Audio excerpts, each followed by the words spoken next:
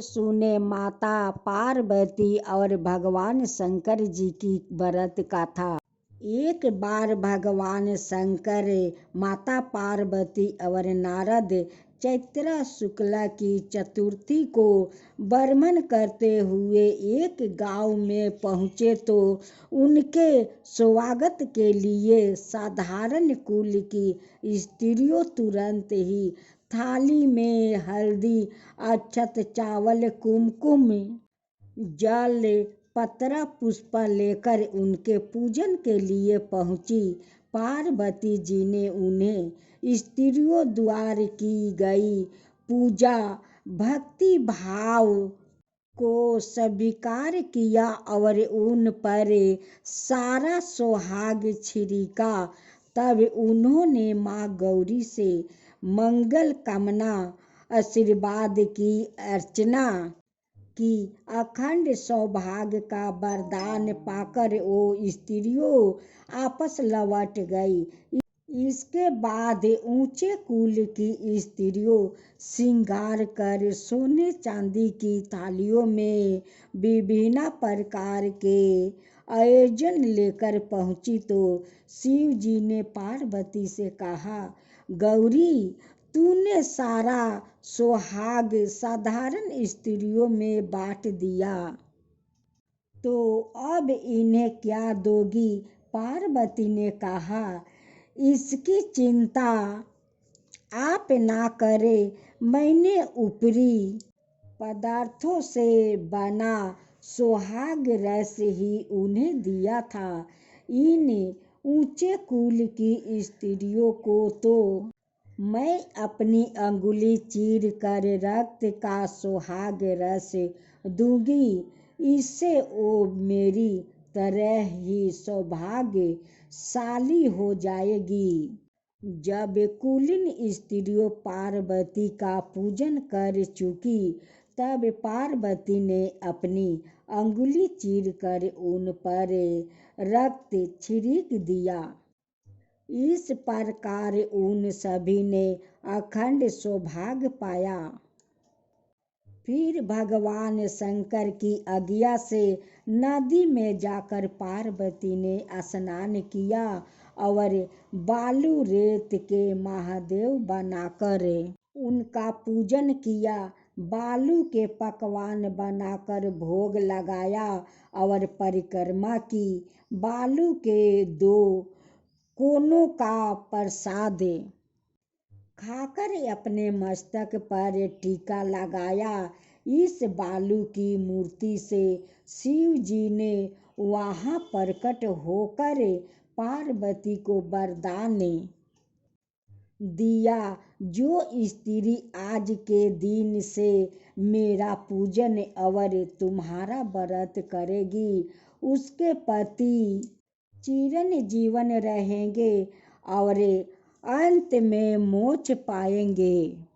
महर्षि नारद ने माता पार्वती और उनके पतिव्रता से प्रभावित होकर कहा, माता, आप पतिव्रताओं आदि शक्ति है, सर्वश्रेष्ठ है।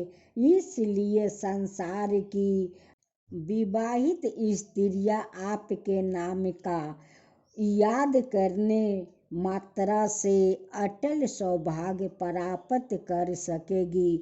जो स्त्रियां इस व्रत को करके गुप्त रूप से पति का पूजन करके मंगल कामना करेगी, उन्हें महादेव जी की कृपा से शीघ्र पति मिलेंगे और उनकी समस्त मनोकामनाएं पूर्ण होगी।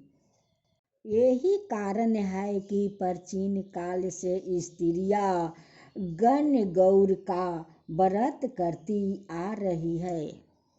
भारत के अन्य प्रदेशों की अपेक्षा इस व्रत का प्रचलन राजस्थान काफी अधिक। महिलाओं इस व्रत को एक पर्व के रूप में मानती है, क्योंकि इसके करने से सुहागिनों का सुहाग अखंड रहता है। ये गौर पूजा सौभाग्यवती स्त्रियों और कन्याओं का विशेष त्योहार है। इस दिन भगवान शिव ने पार्वती जी को और पार्वती जी ने समस्त स्त्रियों को सौभाग्य का वरदान दिया था। यह सौभाग्य तृतीया के रूप में भी प्रसिद्ध है। गण गौर का व्रत चैत्र शुक्ला प्रीतपद से आरंभ होकर तृतीया तक मनाया जाता है, परंतु आजकल अनेक स्थानों पर 3 दिन के बजाय अंतिम तिथि तृतीया को ही मनाने को रिवाज बन गया है। इस दिन सौभाग्यवती महिलाएं दोपहर तक व्रत रहती है। व्रत धारण कर पूजन के पहले रेणुका गौर की स्थापना की जाती है, फिर उस पर सौभाग्य संबंधी चीजों जैसे सिंदूर, कांच की चूड़ियाँ, मेहंदी, महावर, काजल, बिंदिया, टीका, शीशा, कंघी आदि से श्रृंगार किया जाता है।